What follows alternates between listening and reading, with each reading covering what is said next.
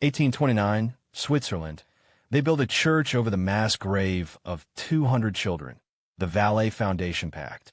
The church bells of Valais rang with pride in 1829. Their echoes rolled down the mountains, bouncing against stone walls and whispering through the valleys. It was meant to be a celebration, the birth of a new house of God. But beneath its foundation, the ground carried a silence far older, far heavier than prayer. When workers broke the soil, they did not expect to find children staring back at them. Not alive, not even whole, but scattered as brittle bones. Tiny skulls, fragile ribs, a mass of limbs buried together like discarded dolls. Over 200 children, their remains piled in a grave hidden by time. The discovery was hushed, quickly covered, as stone by stone the church continued to rise above them. The villagers whispered, "Why were the children buried this way? Why so many, and why so close to where the church would stand?" Some believed it was plague, a sickness that swept away the weak. Others murmured of starvation, of winters so cruel that whole orphanages fell silent. Yet a darker tale spread faster, clinging to the minds of those who dared to listen. The Valais Foundation Pact. The story claimed the land was cursed, that long before the church was built, a pact was made between desperate leaders and unseen forces. Protection, prosperity, survival, all in exchange for innocence. And innocence in that valley meant children. Each stone laid for the church weighed heavier with the truth. Men carried timber while glancing nervously at the ground, as though the bones might rise up again. Women carried baskets of food to the workers, but crossed themselves twice at the church gate. The burial pit was never spoken of aloud, but everyone felt it beneath their feet. By day, the construction site was alive with hammering, chiseling, and the scent of mortar. By night, the silence was unbearable. Locals claimed they heard whispers in the wind, children crying, chanting, or praying for release. A watchman swore he saw shadows darting across the half-finished altar, shapes too small to be men. His testimony was dismissed, and he was never seen again. But the truth could not be buried so easily. Even centuries later, the stones of the church hold a coldness, a weight that cannot be explained by faith alone. Visitors speak of unease, of footsteps echoing where no one walks, of faint cries drifting up from the earth when the bells fall silent. And so the question lingers, haunting Valais like a sickness. Who were the children beneath the altar? Victims of hunger? Of plague? Or of something far darker? A pact sealed with their lives? Before the bones were unearthed, long before the church walls ever rose, the villages of Valais had already carried whispers of missing children. Families spoke of sons who left for school and never came home, of daughters who vanished on their way to the well. At first, these disappearances were dismissed as tragedies of mountain life. Avalanches, wolves, accidents in the river. But as the numbers grew, silence became harder to maintain. In the small hamlets tucked between icy peaks, the loss became routine. Mothers would wake to empty beds. Fathers would return from the fields and find the yard eerily still. No footprints, no torn clothing, no trail to follow. Just absence. Children gone, as though swallowed by the valley itself. Fear rooted itself in every home. Parents clutched their little ones tighter at night, bolting doors against the darkness. Candles were left burning until dawn, not to light the rooms, but to keep shadows at bay. The bells of Valais rang not only for Mass, but also as warnings, echoes meant to remind the village of what could not be named. Some whispered of human hands behind the vanishings, tales of roving men who traded children for coins, selling them across borders where no one would look for them. Others spoke of cloaked figures who lured children at dusk, leading them up the mountain paths where only the stars bore witness. Yet, an older generation carried darker fears, that the disappearances were demanded, not random, that something had to be fed. The most chilling detail was the pattern. Every few years, the number of missing children spiked, always in clusters, always in silence. Entire groups would vanish in a single season, as though swept away by invisible hands. Records, though fragile and scarce, confirmed what villagers already knew. It was not chance. It was ritual. The grief weighed heavily on the community. Songs once sung by children faded into memory. Schoolrooms echoed with emptiness. Fields grew quieter, not because of prosperity, but because no laughter chased the winds. The mountain villages of Valais became known not for their beauty, but for their silence. A silence that mothers carried in their hollowed eyes and fathers carried in their bowed backs. What tormented them most was not death itself, but uncertainty. They did not know if their children had been buried in shallow graves, if they had been taken far away, or if their souls had been bound to something darker than flesh. The loss was not clean, it was lingering, poisoned by doubt. And then, when the foundations of the new church broke ground in 1829, the truth seemed to crawl back into the light. Bones, hundreds of them, not scattered by chance but arranged, pressed together, as though someone had wanted them hidden. The villagers stared into the earth and recognized what they had always feared. The children who had vanished had never truly left Valais. The land had swallowed them whole, and the church was being built upon their silence. The story of the pact did not begin in 1829. It stretched back generations, carried in hushed tones around fires, and in the trembling voices of elders who dared not speak too loudly. According to legend, centuries earlier, Valais had faced ruin. The land was cruel. Winters dragged on for months. Avalanches buried entire villages, and harvests withered before they could ripen. Hunger gnawed at the people. Death was a constant visitor. Desperate, the leaders of Valais were said to have gathered in secret. Not priests, not saints, but men of power, landowners, magistrates, men whose wealth meant nothing if their people starved. In the dead of night, under a sky heavy with storm, they met in the shadow of the mountains. There, it was said, a pact was forged. The details shifted with every telling, but one truth remained constant. The pact demanded a sacrifice. Not of gold, not of livestock, but of innocence itself. Children, pure and untainted, were to be offered to ensure the valley's survival. With their blood, avalanches would halt. With their bones, harvests would grow. With their silence, Valais would endure. From that night onward, the whispers claimed, Valais prospered. Crops flourished where famine had once ruled. Winters, though brutal, were bearable. The valley did not vanish like so many other forgotten hamlets in the Alps. But prosperity had a price, and every few years, when hunger loomed again, the pact had to be renewed. The villagers, torn between gratitude and horror, turned the story into a half-remembered myth. They called it the Valais Foundation Pact, as though naming it gave them distance from its reality. It became the sort of tale told to warn children not to wander at night, a legend wrapped in superstition. Yet those who lived through the vanishings knew it was no fairy tale. Even priests who condemned the story could not erase its weight. When children disappeared, they reminded the people of plague, of wolves, of natural tragedy. But behind closed doors, some clergy were said to have participated. For what was the church, if not the keeper of souls? If innocence had to be given, who else but the church could sanctify the offering? By the time the bones were uncovered in 1829, the whispers became thunder. No longer could the pact be dismissed as superstition. The evidence lay in the soil, in the tiny skulls staring blankly at heaven.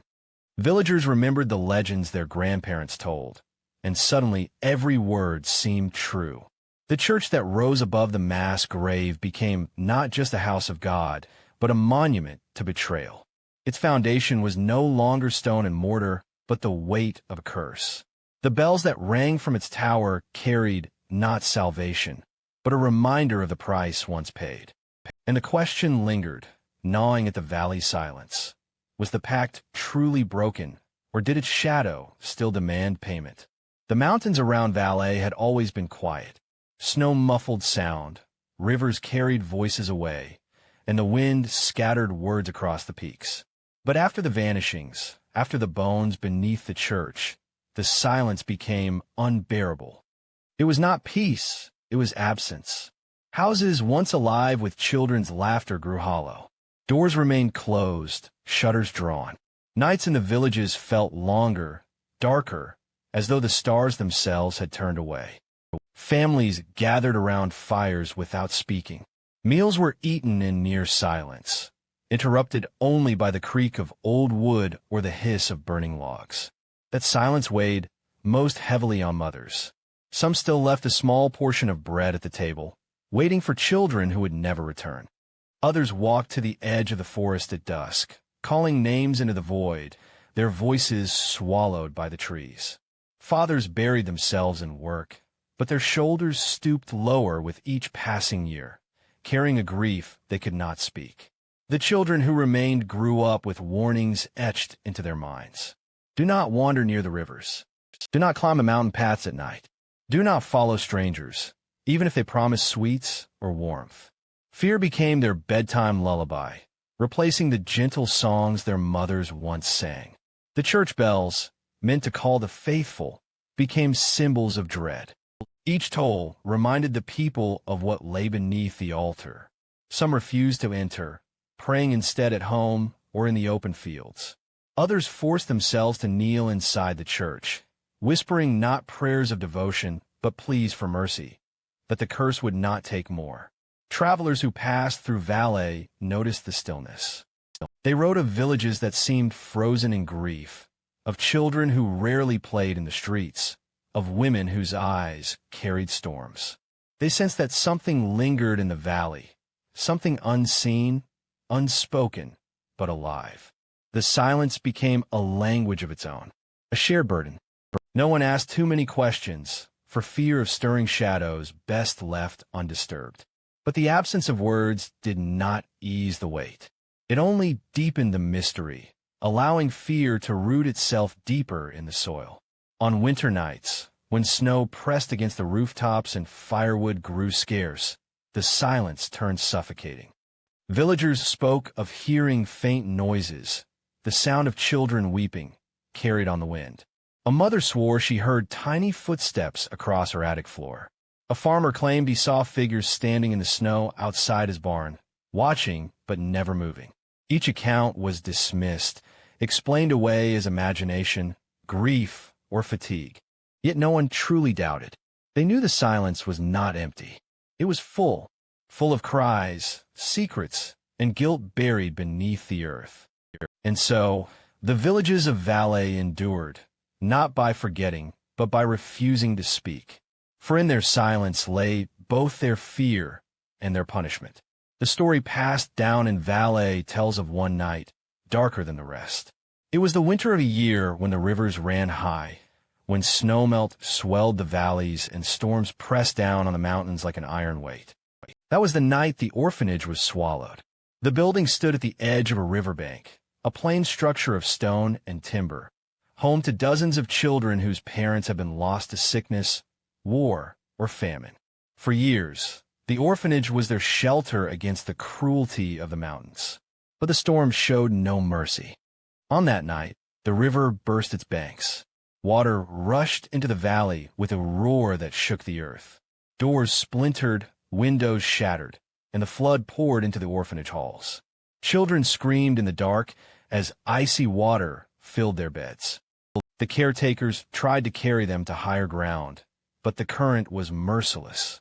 Candles were snuffed out, leaving only the sound of rushing water and desperate cries.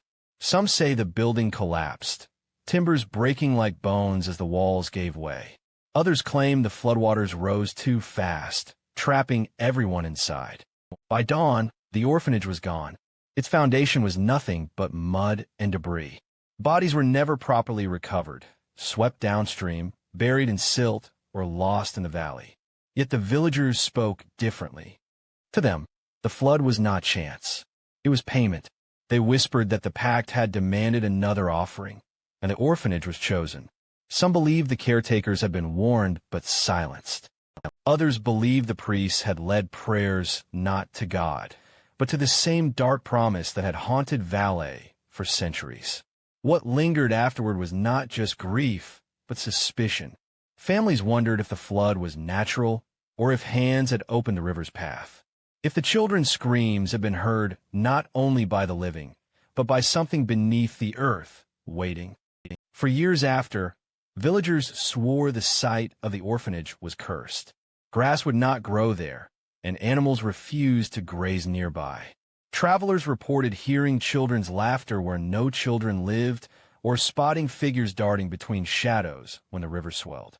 Some of the bones uncovered in 1829 were said to have matched that night. Small ribs, tiny femurs, and fragments of skulls that carried the marks of water erosion. It was as though the orphanage had not been swept away at all, but gathered and hidden beneath the church that came after. The people of Valais remembered that night in silence. Mothers told their children to never walk by the river when storms brewed. Fathers built their homes on higher ground, where water could not reach. But the memory remained, heavy as the stones of the church that would one day rise over their children's grave. And still, the question clung to every telling. Was it the river that claimed them, or the pact that demanded them? The church was meant to be a sanctuary, but in Valais it became a fortress of silence. Priests stood before their congregations with calm faces and steady voices, urging faith, urging trust, urging obedience. Yet beneath their robes, the weight of suspicion grew heavier. Villagers whispered that the clergy knew more than they ever admitted. Why had the church been built directly over the bones?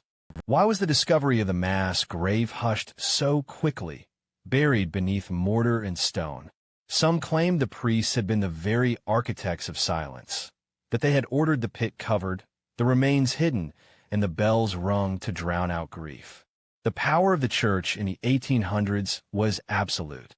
To question a priest was to risk exile, disgrace, even damnation. Families who murmured too loudly found themselves cut off from sacraments, their dead denied burial in holy ground. So the people bowed their heads, crossed themselves, and prayed, not only to God, but to remain unseen by those who kept the secrets. Yet cracks spread through the facade. There were priests who faltered. One young curate, new to Valais, reportedly spoke of what he had seen when the foundation was dug. He told of skulls no larger than his palm, of rows of rib cages pressed together like shelves of broken books. His voice trembled when he asked why here.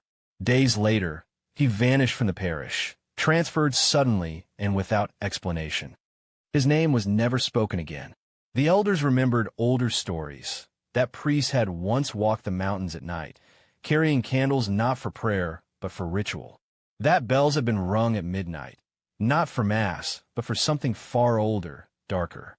They whispered that the clergy had inherited the pact, that their role was not to condemn it, but to sanctify it, wrapping horror in holy vestments. And still, the evidence lay beneath the altar. When the faithful knelt to pray, their knees pressed against stones that sealed away hundreds of children. Did the priests know this? Of course they did. They had ordered it themselves. They had declared the ground holy, not cursed. They had transformed a grave into a sanctuary, forcing the people to worship above the very proof of betrayal. For some villagers, the betrayal was too much to bear. They stopped attending Mass altogether, choosing instead to whisper their prayers into the mountains or light candles at home. Yet the church endured, its walls growing higher, its presence dominating the valley. Faith and fear became indistinguishable. To abandon the church was to risk salvation. To enter, it was to kneel above bones. Generations later, the church still stands. Its stained glass windows shimmer in the sunlight. Its bells toll across the valley. Pilgrims enter to pray, unaware of what lies beneath their feet. But the people of Valais remember. The priests may have buried the bodies. They may have buried the truth. But they could not bury the whispers. And those whispers say the pact was never broken, only hidden. By the spring of 1829, the Church of Valais stood complete.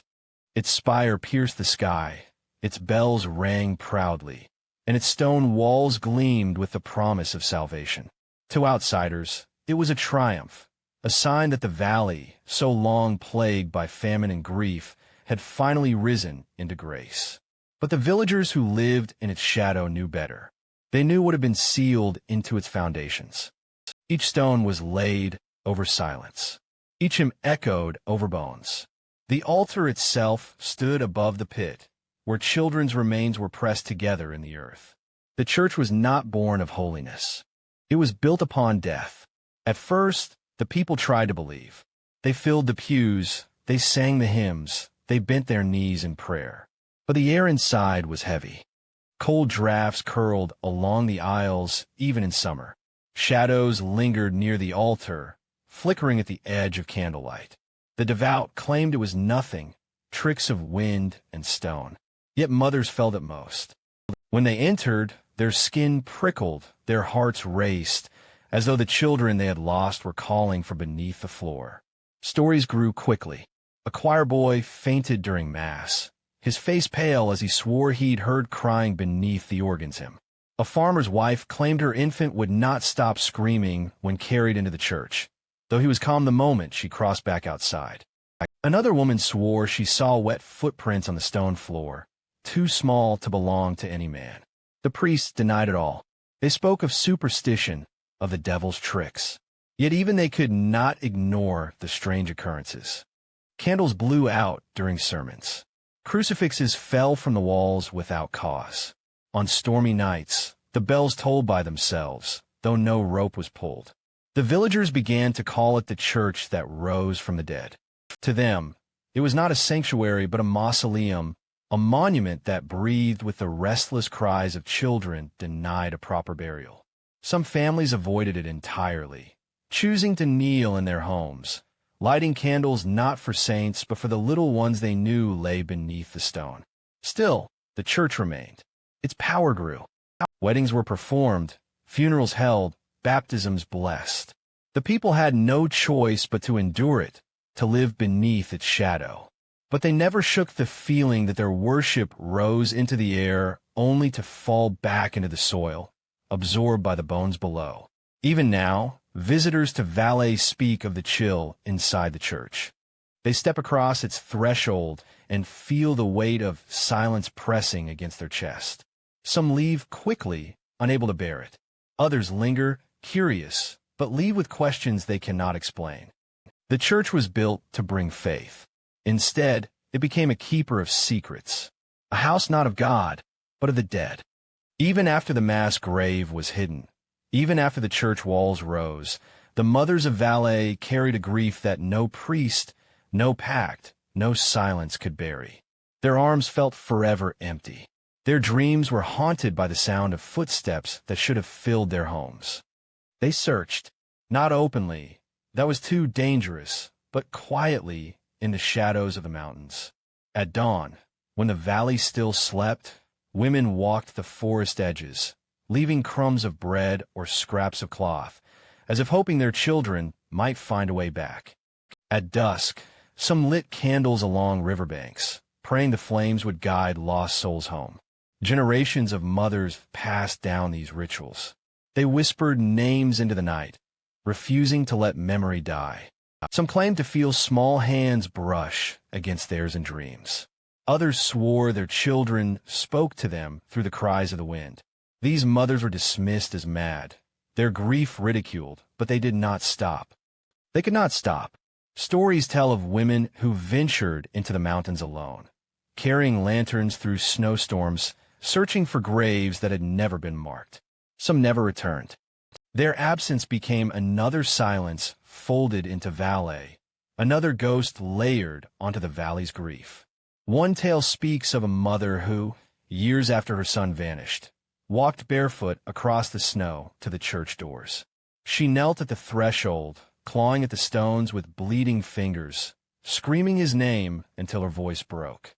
The priests pulled her away, but those who saw swore her cries echoed from beneath the altar, not one voice, but many. These women became keepers of memory. Where the priests built walls, the mothers built remembrance. They taught their daughters to look for signs, a candle that flickered without wind, a shadow that lingered too long, a sudden coldness in the air. To them, these were not curses but whispers, messages from the children who could not rest. Their grief was heavy, but it was also defiance. They refused to let the valley forget. Every whispered story, every candle lit in secret, every tear shed at the edge of the river was a rebellion against the silence demanded by the pact. And though the church still stands, though its bells still toll, it is said that the true prayers of Valais do not rise from the altar. They rise from the mothers who never stopped searching, from the women who carried grief like armor, from the voices that refused to be silenced, even when the valley itself tried to bury them. For years after the church was built, strange misfortunes clung to Valais like a shadow. Crops failed without reason, herds sickened, and storms struck with unnatural force. The villagers called it the curse of the children, believing the land itself carried the weight of what had been buried beneath the altar. Signs of haunting spread. Travelers who stopped in Valais reported uneasy nights, claiming to hear children's laughter outside their windows, though no children played in the streets. Farmers swore they saw small figures darting between the trees at dusk, too quick to catch, too silent to be flesh. Candles blew out on their own, doors slammed in empty rooms, and faint cries rose from the river on stormy nights. The priest dismissed these tales, urging the people to remain faithful. Yet even they could not explain the cold drafts that swept through the church or the echo of footsteps pacing the aisles long after Mass had ended. The bells rang at odd hours, sometimes at midnight, sometimes before dawn, their tones hollow and trembling as if struck by unseen hands. What unsettled the villagers most was the way the curse seemed to choose. Families who had once prospered found themselves ruined. Livestock died in clusters. Children fell ill without cause. Some said it was punishment, that the blood of the lost demanded balance. Others feared it was not punishment, but hunger, that the pact had not been broken, only silenced, and that something still waited beneath the soil, demanding more. Mothers prayed fiercely, clutching rosaries until their fingers bled. Fathers salted their doorsteps, hung charms above the barn, anything to ward off what stalked the valley. But no ritual brought peace. Misfortune returned, again and again, as if reminding Valais that its sins could not be forgotten. As the decades passed, the curse seeped into the very identity of the valley. Outsiders avoided it, calling it a place of shadows. Marriages with families from Valais were frowned upon, whispered to bring bad luck. The children who grew up there carried the burden of suspicion wherever they traveled, marked not by their actions, but by the secrets of their homeland. Still, the church remained, unmoved by storm or time, its spire cutting against the sky like a blade. And every toll of its bells carried the same reminder. The bones were still there, the silence was still kept, and the curse had not lifted. Some said it never would. Not until the truth was spoken aloud, and the children of Valais were finally given the rest they had been denied. Centuries passed, but secrets buried in soil have a way of clawing back to the surface. In Valais, the truth did not stay hidden. Over time, more bones were uncovered during repairs, during renovations, during accidents when Earth was disturbed. Each discovery confirmed what the villagers had always known. The church stood on a graveyard of innocence. Archaeologists and historians who later examined the site were baffled. The bones told no single story. Some bore marks of starvation, tiny ribs showing signs of malnutrition. Others carried fractures that hinted at violence. Many seemed water-worn, as if pulled from floods. It was not one tragedy, but many, layered together over decades, perhaps even centuries. Yet the legend of the Valais Foundation Pact could not be dismissed. The sheer number of children, their remains hidden in silence, suggested intent. Someone had buried them together. Someone had built a church above them, not to honor their lives, but to bury their memory. When news spread beyond the valley, outsiders reacted with horror. Journalists wrote of a cathedral of bones, of a land cursed by its own history. But for the people of Valais, it was not revelation. It was confirmation. The silence their ancestors had carried, the whispers their mothers had guarded, the fear their fathers had buried, it had all been real. The church still stands today, Tourists visit its halls, taking pictures of its stained glass, unaware of what lies beneath their feet. But locals remember. Even now, candles are lit at night along the riverbanks. Mothers still whisper names into the wind.